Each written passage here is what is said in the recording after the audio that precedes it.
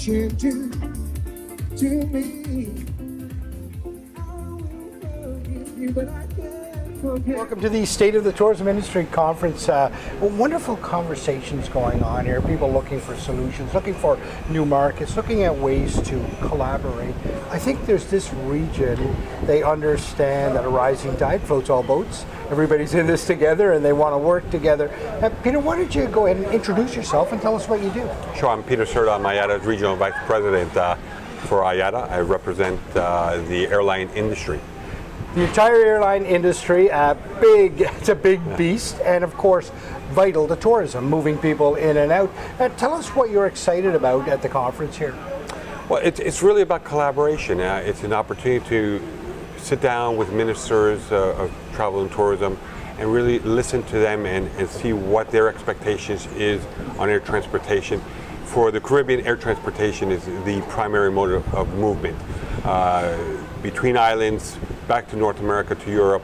So air transportation plays a vital role, not just for travel and tourism, but to move people for business, people for medical reasons, for cultural reasons, movement of goods.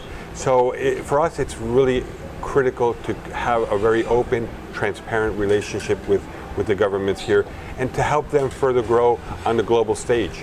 Peter, are you that sort of conduit between the industry largely and government policymakers to try to smooth the waters? Is that?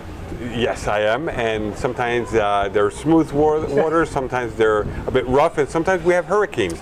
But that's part of stimulating business. It's about growing the industry. It's about helping the communities here in the Caribbean, really put themselves on the global stage. And it's about bringing more connectivity from all other parts of the world. And in most cases, we do agree. But it's also about ensuring that the Caribbean is competitive from a cost perspective, from a technology perspective, and from a customer service perspective. Right, and I would think on the industry side, this is heavy business decisions. I mean, it's, it makes sense or it kind of doesn't make sense, right? And on the other side of the equation, we're trying to work out, okay, how do we entice more tourists? It's kind of how do we get them there? It's catch-22, right? You're creating an experience, but you need a way to get them there. And absolutely. I mean, if we look at post-pandemic, post-COVID, there's a huge pin-up demand to travel. People just want to travel. And for the industry, it's taken us some time to recover.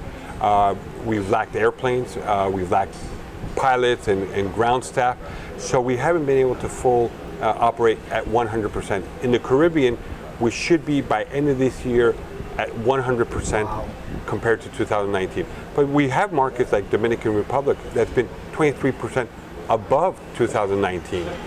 Jamaica 11%. Curaçao's at 42% over 2019.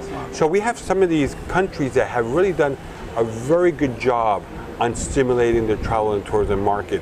And they've actually been able to garnish more airlines to operate, and those that are regulars into those countries, they've actually increased their capacity into the markets. Peter, so important to have an organization like yours to make those linkages, to kind of understand things from both perspectives and try to get to a solution space. It must feel great when you get those solution spaces. There must be many, many examples of, oh, wow, we made that work, or it's happening, moving in the right direction. It is important, and when you look at the Caribbean, that it's so highly dependent on travel and tourism. It's the number one part of the sector in terms of GDP contribution, jobs, employment. And when we can help government and industry put a new flight, a new destination, that really makes us feel good, because it's about uniting communities, countries, people, and it helps increase, the buying power of citizens in the Caribbean. You begin to see the middle class begins to increase, better jobs, better education, and travel and tourism has a lot to do with that, and particularly in a region that is islands. Air transportation is critical, and travel and tourism is the number one sector. So for us, it's about really having a very balanced, open, and dialogue with the government, and really try to innovate and think outside the box how we can continue to grow the market. in the Caribbean, it's a very established market with North America, with Great Britain. But now the discussion is, how do we bring Latin America? Right. It's a huge potential, huge population in Latin America. How do we bring, carriers from the Middle East to become interested in putting a flight into the Caribbean? So it's thinking outside the traditional lines that we've been doing over the last 50 years. And that's what the great opportunity about these meetings are all about. And that is and there's no better way to leave the conversation than on a great opportunity. I want to thank you very much for joining us and telling a bit about what it is that you do and that important linkage and the great work that you're doing. We really appreciate it. Thanks very much. Appreciate it. Thank you. Thank you.